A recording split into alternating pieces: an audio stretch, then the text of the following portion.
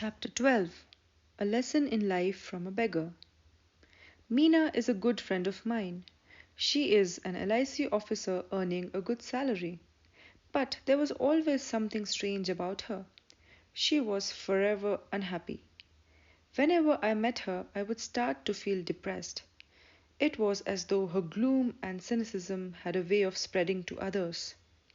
She never had anything positive to say on any subject or about any person. For instance, I might say to her, Meena, did you know Rakesh has come first in his school? Meena's immediate response would be to belittle the achievement. Naturally, his father is a school teacher, she would say. If I said, Meena, Shweta is a very beautiful girl, isn't she? Meena would be pessimistic. When a pony is young, he looks handsome. It is age that matters. Wait for some time, Shweta will be uglier than anyone you know. Meena, it's a beautiful day. Let's go for a walk. No, the sun is too hot and I get tired if I walk too much. Besides, who says walking is good for health? There's no proof. That was Meena. She stayed alone in an apartment as her parents lived in Delhi. She was an only child and had the habit of complaining about anything and everything. Naturally, she wasn't very pleasant company and nobody wanted to visit her.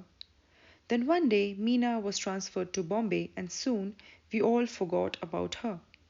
Many years later, I found myself caught in the rain at Bombay's Flora Fountain. It was pouring and I didn't have an umbrella. I was standing near Akbar Ali's, a popular department store, waiting for the rain to subside. Suddenly, I spotted Meena. My first reaction was to run, even in that pouring rain.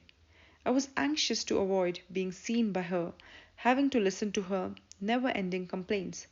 However, I couldn't escape. She had already seen me and caught hold of my hand warmly. What's more, she was very cheerful. Hey, I'm really excited. It's nice to meet old friends. What are you doing here? I explained that I was in Bombay on official work. Then stay with me tonight, she said. Let's chat. Do you know that old wine, old friends, and memories are precious and rare? I couldn't believe it. Was this really Meena? I pinched myself hard to be sure it wasn't a dream. But Meena was really standing there right in front of me, squeezing my hand, smiling, and yes, she did look happy. In the 3 years she had been in Bangalore, I had never once seen her smiling like that. A few strands of grey in her hair reminded me that years had passed. There were a few wrinkles in her face, but the truth was that she looked more attractive than ever before.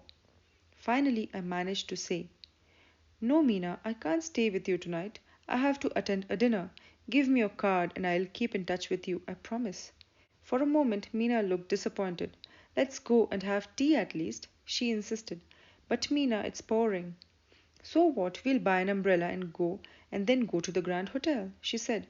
We won't get a taxi in this rain, I grumbled. So what? We'll walk. I was very surprised. This wasn't the same Meena I had known. Today she seemed ready to make any number of adjustments. We reached the Grand Hotel drenched. By then, the only thought in my mind was to find out who or what had brought about such a change in the pessimistic Meena I had known. I was quite curious. Tell me, Meena, is there a Prince Charming who has managed to change you so? Meena was surprised by my question. No, there isn't anyone like that, she said. Then what's the secret of your energy? I asked, like Tendulkar does in the ad. She smiled. A beggar changed my life. I was absolutely dumbfounded, and she could see it. Yes, a beggar, she repeated, as if to reassure me. He was old and used to stay in front of my house with his 5-year-old granddaughter. As you know, I was a chronic pessimist. I used to give my leftovers to this beggar every day. I never spoke to him, nor did he spoke nor did he speak to me. One monsoon day I looked out of my bedroom window and started cursing the rain. I don't know why I did that because I wasn't even getting wet. That day I couldn't give the beggar and his granddaughter their daily quota of leftovers. They went hungry, I'm sure. However, when I saw from my what I saw from my window surprised me. The beggar and the young girl were playing in the road because there was no traffic. They were laughing, clapping, and screaming joyously, as if they were in paradise. Hunger and rain did not matter. They were totally drenched and totally happy. I envied their zest for life. That scene forced me to look at my own life. I realized I had so many comforts, none of which they had. But they had the most important of all assets, one which I lacked. They knew how to be happy with life as it was. I felt ashamed of myself. I even started to make a list of what I had and what I did not have. I found I had more to be grateful for than most people could imagine. That day, I decided to change my attitude towards life, using the beggar as my role model. After a long pause, I asked Mina how long it had taken her to change. Once this realization dawned, she said, "It took me almost 2 years to put the change into effect. Now nothing matters. I am always happy. I find happiness in every small thing, in every situation, and in every person." "Did you give any Guru Dakshina to your Guru?" I asked. "No, unfortunately, by the time I understood things, he was dead.